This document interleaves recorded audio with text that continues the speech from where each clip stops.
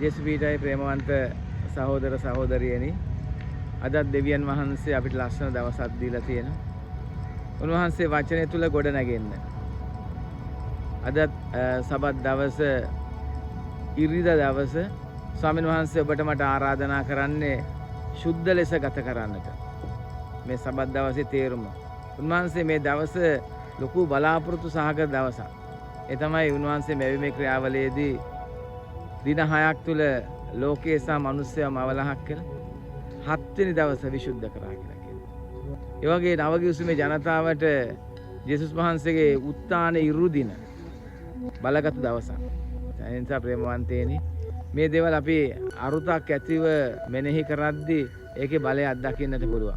ඒ නිසා ඉරිදා දවස ප්‍රමුඛතාවය අපි දෙන්න ඕන දෙවියන් වහන්සේට.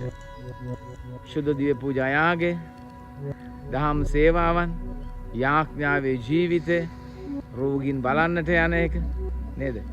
යහපත් දේවල් කරන එක මේ ඉරිදා දවස් දෙවනස්සේ මහිමයටපත් කරන්නට ඕන. නිසා ප්‍රේමවන්තේනි ජේසුස් ජීවමානයි. අද දවසේ තුන්වහන්සේ අපිට හරි ලස්සන දෙයක් කතා කරනවා. ඒ තමයි ලාදුර රෝගීන් 10 දෙනාගේ උපමාව.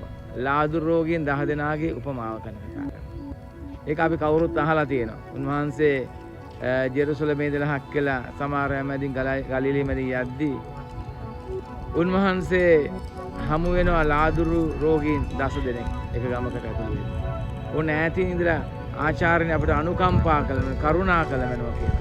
බල යාඥා කරන කරුණාව ඉල්ලන්නට ඕන. අනුකම්පාව ඉල්ලන්නට ඕන. උන්වහන්සේ කියන පූජකයා වෙත ගිහිල්ලා පූජකයා ඉදිරියේ පෙනී හිටින්න. යද්දී අය සුව වෙනවා. ඒ සිද්ධිය කියන්නේ. එතකොට ප්‍රේමවන්තයනේ 10 දෙනාම සුව වෙනවා. එක්කෙනෙක් හැරිලා එනවා. ඇවිල්ලා හක්කලා ජේසුස් වහන්සේ පාමුල වැඳ වැටිලා හක්කලා දෙවියන් වහන්සේලා ස්තුති කරනවා. බලන්න ඒකේ අපිට ගණ්ඩ ගොඩක් දේවල් තියෙනවා.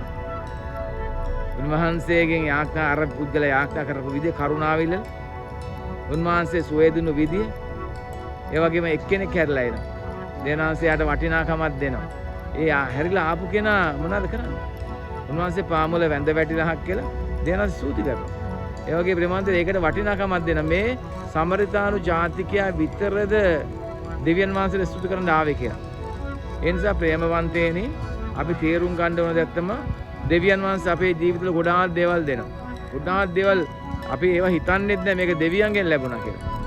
නමුත් කීයෙන් කී දෙනාද ඒ දෙවියන් වහන්සේ දීපු දෙයට ප්‍රශංසා කරන්න ස්තුති කරන්නේ.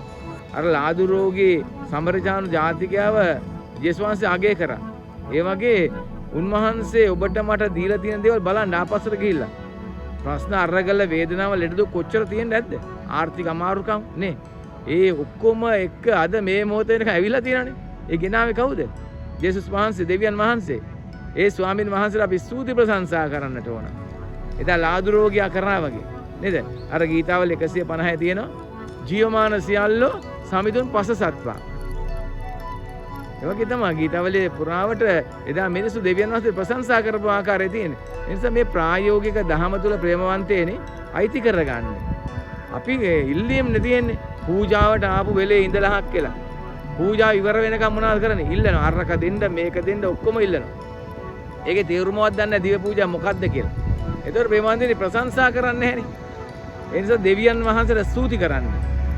දුන්නු දේවල්, නොලැබිච්ච දේවල් සමහර දේවල් අපිට දෙන්නේ නැත්තේ දුන්නම නාස්ති වෙන හින්දා. උන්වහන්සේ අපි ගැන දන්නවා.